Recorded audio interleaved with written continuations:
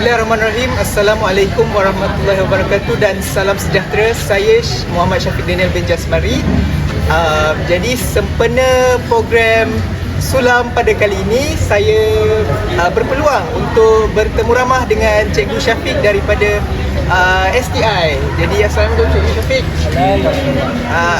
Ya Cikgu Syafiq. Jadi di belakang kita ada laman penyayang. Jadi boleh ceritakan sikit tak pasal laman penyayang yang berada di STI? Okey, baik. Okey, untuk laman penyayang ni, sebenarnya laman penyayang ni kita tubuhkan untuk khas untuk kelas tanaman. Okey, maksudnya untuk kelas tanaman ni kita dekat STI SMP Tun Ismail ni kita ada dua kelas tanaman. Okey, satu KAV tanaman, maksudnya asas tanaman. Lepas tu satu lagi kita ada OPT tanaman, maksudnya operasi pengeluaran tanaman. Okey, untuk dua kelas ni kita ada 8 orang murid untuk satu kelas. Jadi untuk dua kelas kita ada 16 orang murid. Okey, untuk kita dekat laman penyayang ni kita ada buat masa sekarang kita ada 3 projek tanaman dan insya-Allah apa yang korang datang ni akan bertambah lagi projek kita akan jadi 4. Okey, projek yang pertama kita ada adalah projek batas. Okey, untuk batas ni kita buat kangkung, tanaman kangkung untuk masa sekarang. Kalau sebelum ni kita ada juga batas kita buat untuk serai. Jadi sekarang serai kita dah tak fokus, kita fokus untuk kangkung. Kedua kita ada fertigasi. Fertigasi kita ada pokok cili macam biasa. Dan yang ketiga kita ada untuk tanaman tanah yang kita tanam dekat atas tanah ni macam pokok roselle. Okey, untuk kelas tanaman kita dekat STI kita dah ada projek sendiri. Okey, maksudnya projek sendiri kita ada projek roselle, kita ada aiskrim roselle dan kita ada jus roselle. Setakat ni 5 tahun saya berada dekat sini, alhamdulillah lah kita dapat keluarkan projek kelas kita sendiri. Maksudnya kita jual dekat pasaran luar pun ada. Lepas tu kita pasarkan juga dekat dalam kawasan sekolah. Dan hasil daripada jualan tu kita pulangkan balik kepada kita. Itulah. Jadi termasuk projek Sulam pada kali ini dah ada 4 projek. Kita ada 4 projek. Yang hidroponik. Betul.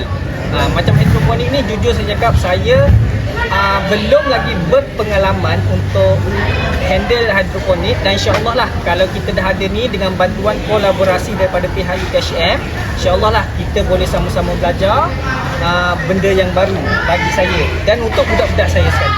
Adalah salah satu tujuan projek Sulam adalah untuk memberi pendedahan kepada masyarakat. Okey, jadi cikgu, maaf saya nak bertanya, jadi adakah apa-apa feedback ataupun pendapat ataupun penambahbaikan yang boleh cikgu berikan untuk projek Sulam yang dijalankan pada kali ini? Ada ilmu berkaitan dengan tanaman-tanaman tu kan. Okey, jadi bila ada kolaborasi macam ni dia akan lebih meluas. Maksudnya ramai lagi murid-murid kita boleh belajar berkaitan dengan kolaborasi yang kita buat ni. Jadi saya rasa benda ni amat baguslah untuk kita buat ni. Macam dekat SPI ni pun saya rasa memang setiap tahun ada projek Sulam. Tapi untuk tahun ni adalah tahun yang baru untuk kita buat benda yang baru. Kalau hidroponik. Ya betul, hidroponik. Kalau sebelum ni memang kita buat untuk fertigasi saja. Faham. Jadi memang baguslah untuk ni. Terima kasih banyak-banyak cikgu kerana memberi peluang untuk kami bertemu ramah dan beri peluang untuk kami melaksanakan projek Sulam di sini. Terima kasih cikgu. Okay, itu saja daripada saya Muhammad Syafiq Daniel untuk projek Sulam pada kali ini. Sekian, terima kasih. Jadi apa yang dia dapat belajar untuk projek hidroponik ni? Boleh pokok boleh hidup dengan senang, boleh tukar air, boleh masukkan. Okay, terima kasih banyak-banyak. So Anik, apa yang Anik dapat untuk hidroponik hari ni? Hidroponik ni dia tak payah siram, air dia mengalir je belah sungai. Oh, so dia macam sungai dah, air dia sentiasa mengalir supaya tak dapat jaga, betul kan Anik? Betul-betul. Okay, terima kasih Anik.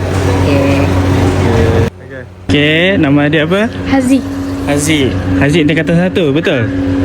Okay, hari ni kita buat apa Haziq? Anu pokok. Tanam pokok. Betul. Okay, Haziq rasa apa yang best pasal benda ni? Jimat ruang. Jimat apa? Jimat ruang. Jimat ruang, pandai. Okay, kalau Aziz tengok kat rumah dulu, Mak Aziz selalu tanam apa? Pokok lada. Pokok lada. Okay, pokok lada makan banyak ruang kan? Okay, kalau yang macam gini, apa kelebihan dia? Jimat ruang. Jimat ruang, betul. So bolehlah tanam lada banyak lagi kan? Okay.